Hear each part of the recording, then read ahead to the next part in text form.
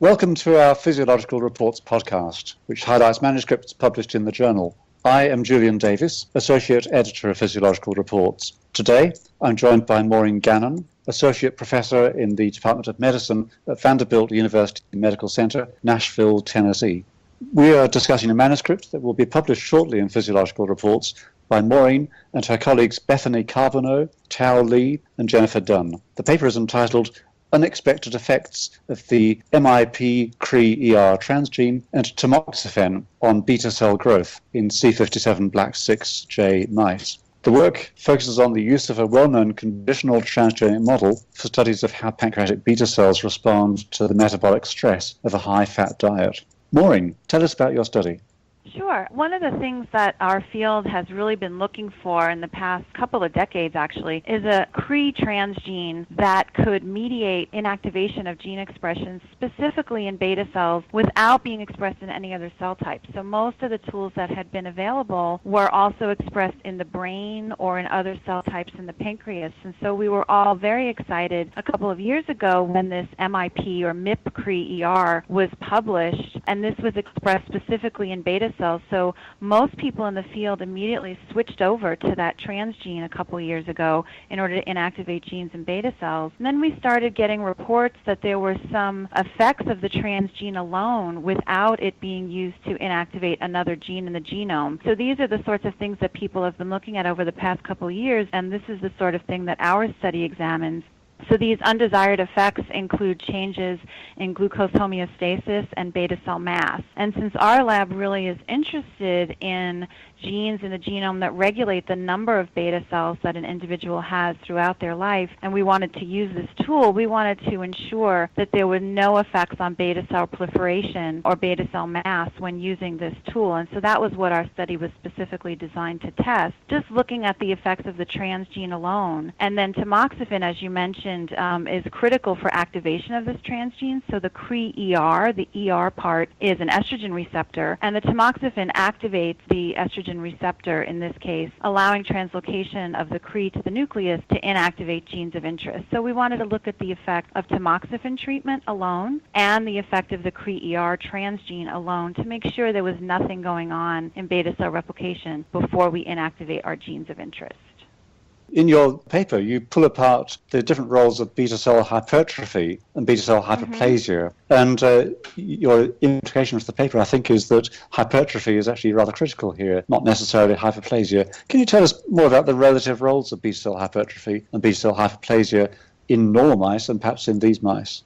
So previous studies looking at the effects of this MIP-CreER transgene alone had reported that there was increased beta cell mass. And beta cell mass increases can happen in a couple of different ways. First of all, you can have an increase in the replication or proliferation of beta cells, increasing beta cell number. And secondly, you can have an increase in individual beta cell size without an increase in beta cell number, and that's hypertrophy. So we weren't sure going into this study what the mechanism of this increase in beta cell mass in the MIP-CreER animals was. We thought it was going to be proliferation, actually, an increase in beta cell number. To our surprise, we found that's not the case, and it was an increase in beta cell size, hypertrophy. So the difference between the two is that there's been some reports out there saying that actively proliferating beta cells undergoing hyperplasia are less functional than non-proliferating beta cells or beta cells that undergo hypertrophy. So it could be that in our case where we're seeing increased hypertrophy, that those beta cells are actually optimally functional and potentially secreting more insulin in response to glucose, whereas an increase in proliferation might cause a transient decrease in function during the active phase of proliferation.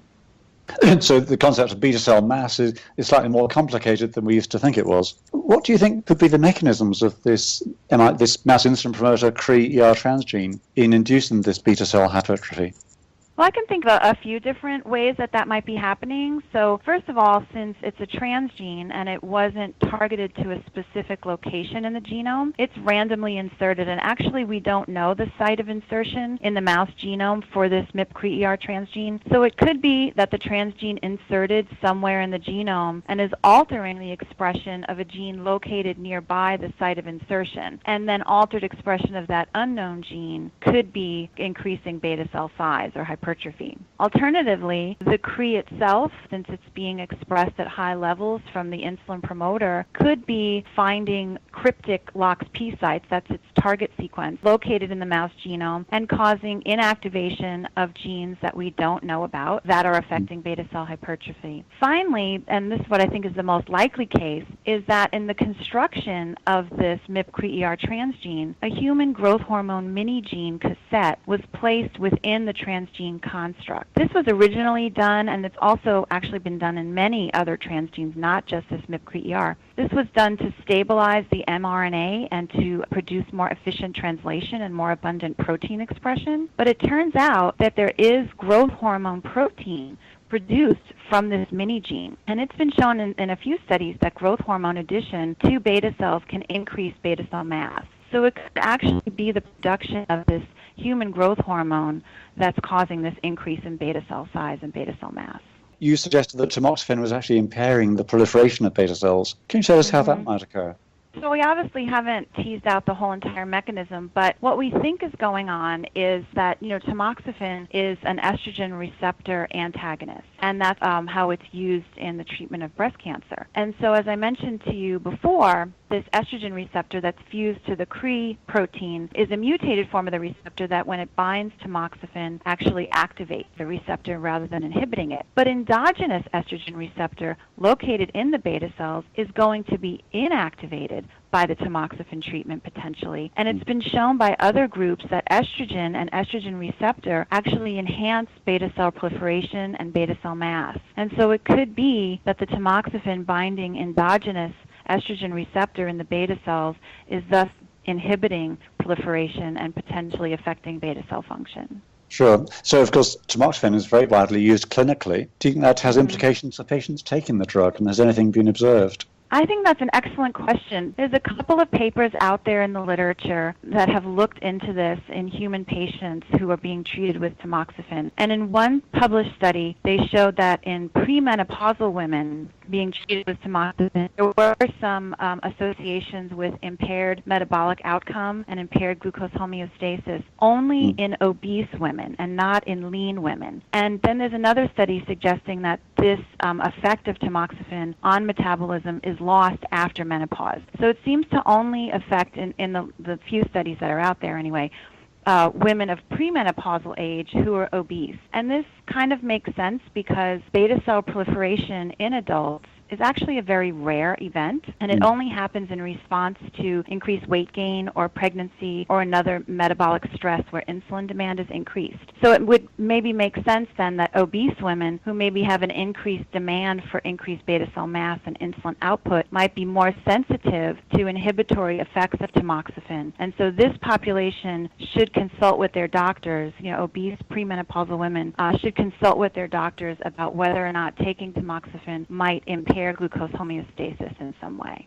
Maureen, that's very interesting. Thank you. And so thanks very much for the podcast discussion today and for discussing your manuscript. Welcome. My pleasure.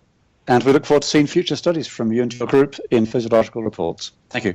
Thank you so much.